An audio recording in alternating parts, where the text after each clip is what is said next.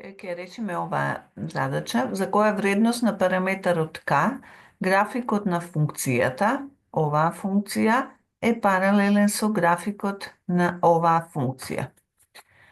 За да бидат паралелни, исто како претходната задача, треба коефициентите на правец да им бидат еднакви, а коефициентите на правец, еве за две функции, се оваа k1 и k2 броевите пред x. Значи, k1 треба да биде еднакво со k2.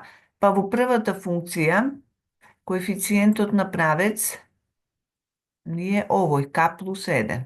Пишуваме k плюс 1 еднакво, во втората функција, коефициентот на правец ни е 2, еднакво на 2. Значи, ги изедначуваме вредностите или броевите, што имаме тука пред x, ќе ги поврзаме со знакот еднакво. Ова и ова се еднакви, односно од овде коефициентот и од другата функција. И пак решаваме линеарна равенка, непознатите на една страна, познатите на друга страна, значи коефициентот овде е k, на непознатата вредност, односно коефициентот k е еднакво, на другата страна ќе дојде единицата,